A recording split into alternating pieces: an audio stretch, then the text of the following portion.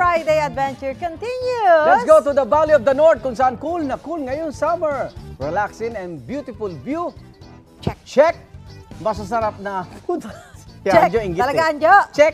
Water activities. Check din. Aba, ito balikan natin sina Shaira, Anjo, and Chef JR sa kanilang masayang outing. Guys, Ayun, oh. enjoy ba kayo dyan? Wow, nasaan yung Pantabangan Dam? Oh, yan. Gutom na, oh.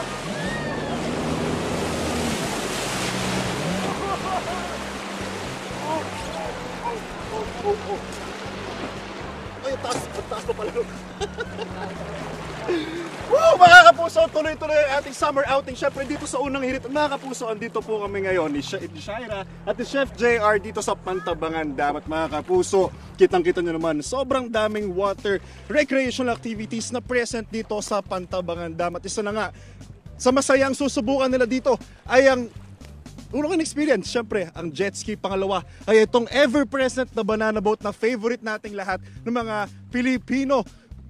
Ito, natry namin na to, pero ngayon mga kapuso, ito yung medyo chill part dito sa Pantabangan. No? Hindi siya super extreme. Pero kung madidinig nyo si Shaira, sobrang ingay niya ngayon. Mars, kamusta ka dyan? Kamusta ka dyan? Ay. At mga kapuso, hindi lang po banana boat ang meron dito sa Pantabangan Dam.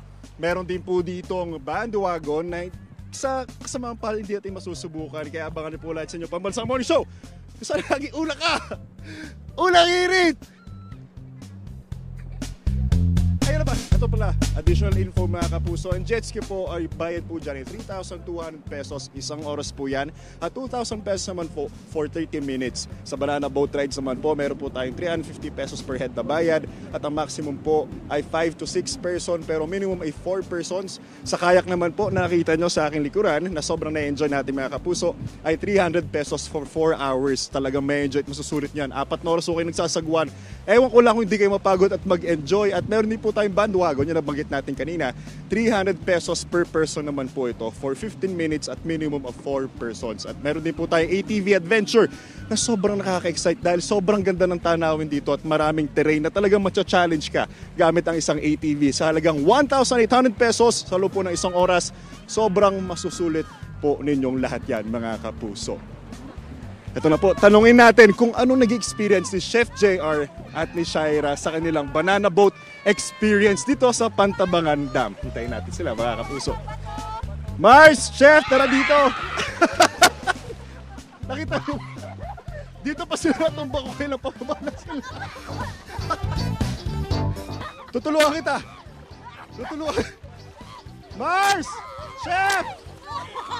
Tulong!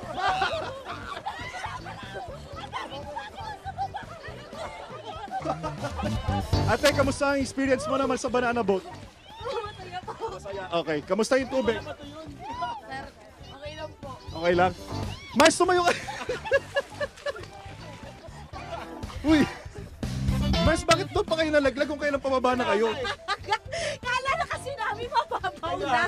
Chef, kamusta ang banana boat experience? Nakakatuwa kasi ang sarap ng hampas ng hangin. Pwede pa lang sa ganitong panahon lumamig-lamig ang pakiramdam, Brad, di ba? Sabi namin, Ano lasa ng tubig? Wait, ano lasa ng tubig? maalat. Sabi namin, hindi kami magpapabasa ng buhok kasi ang hirap pagtuyo. Nalaglag naman tayo. Chef. At saka hindi sinasala yun, ha? Hindi pala sa script. Akala ko sila dyan yung para maganda yung labas natin dito. Hindi. Hindi talaga. Diba? Nasa gulat ako kasi ang daming mga gumagalaw sa baba. Akala namin parang mga rock formation siya sa baba. Yung pala, mga damo. Tapos malalim pala. Kaya Malalim, natin oo. hanggang dito. Sabi pa namin, dahan-dahan, dahan-dahan. Eto, yun, kaya kami tumaob. Buti na lang masaya at Mark safe ako mga puso kasi Yes. inaaya nila ako kanina mag-banana boat. Nailusot pa rin, ha? Kung napas... Uy! Hindi ka Mark safe sa Uy, yung akin. mic! Yung mic! Yung mic! Kung napasama ako doon, isa ako sa basa ngayon na sobrang makakatimpa ng tubig alat. Ito nga, binabasa. Hindi daw siya Ito na, syempre, para sa inyong summer outing. Saan nyo pa ba abangan yan? Sa inyong Pambansang Morning Show. Saan laging una ka? Unang hirit!